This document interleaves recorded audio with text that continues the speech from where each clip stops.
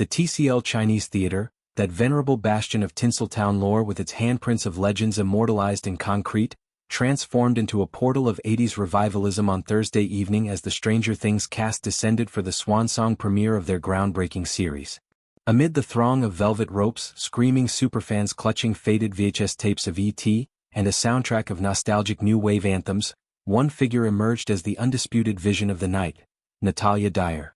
The 30-year-old actress, whose nuanced portrayal of the ambitious yet vulnerable Nancy Wheeler had evolved from high school sleuth to fearless journalist battling interdimensional beasts, commanded the red carpet with a gown that seemed plucked from a fever dream of passion and poise.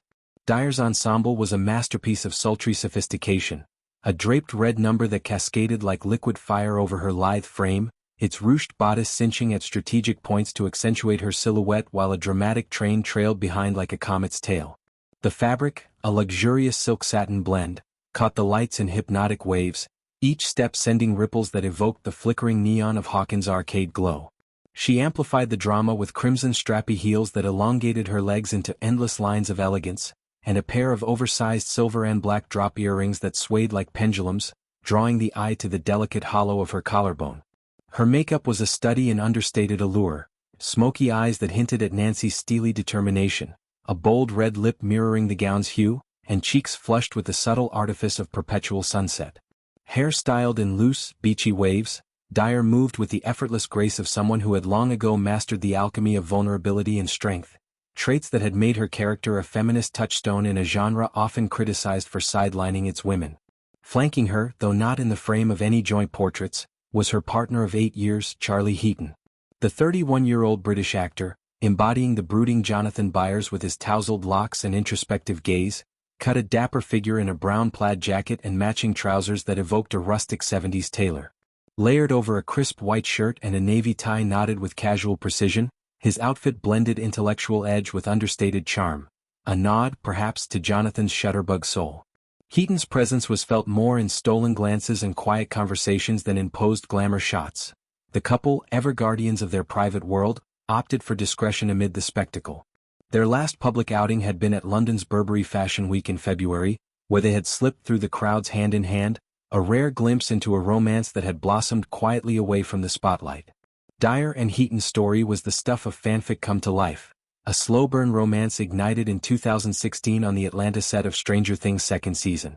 Sparks flew during late-night script reads and shared van rides to location shoots, culminating in their first official sighting at LAX post-Golden Globes in 2017.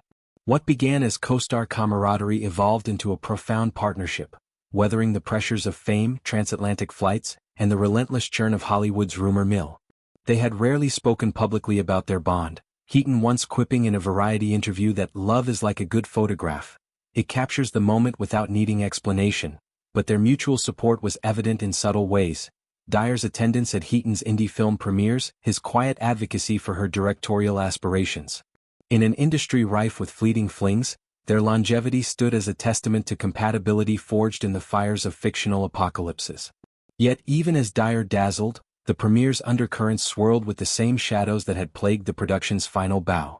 Mere feet away, Millie Bobby Brown and David Harbour staged an after-party tableau of exaggerated warmth that left onlookers scratching their heads.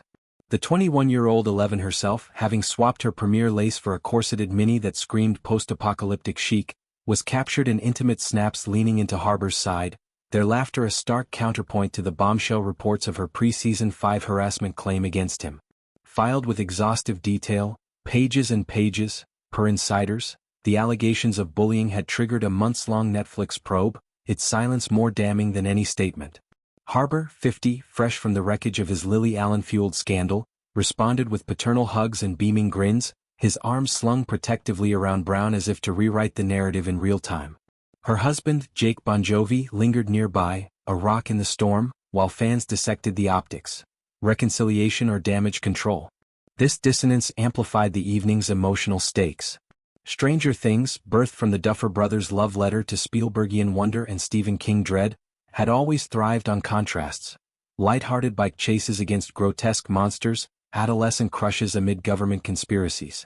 Dyer's Nancy embodied this duality, the girl next door who unearthed dark secrets, her romance with Jonathan an anchor in the chaos. As Season 5 loomed with its tripartite release, first dropped November 26th, teasers hinted at Wheeler's arc delving deeper into journalistic peril, perhaps confronting Vecna's psychic manipulations head-on. Dyer, in interviews, had hinted at the role's catharsis. Nancy's journey mirrors my own growth. She's learned that vulnerability isn't weakness, but the sharpest weapon.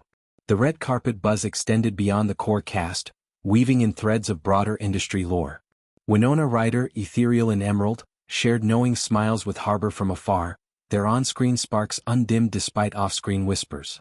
Sadie Sink's flashing ensemble sparked Twitter threads on body positivity and genre fare, while Noah Schnapp's coming out milestone added layers of queer representation to the show's legacy. For Dyer and Heaton, the night was a personal milestone too, a rare convergence of their worlds where the boy who photographed ghosts met the girl who chased them.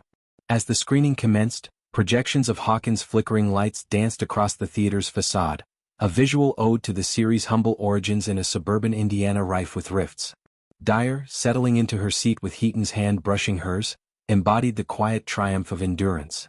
In a town that devours its young, their story, unposed, unfiltered, was the true plot twist, a reminder that some loves, like the best finales, need no grand gestures to endure.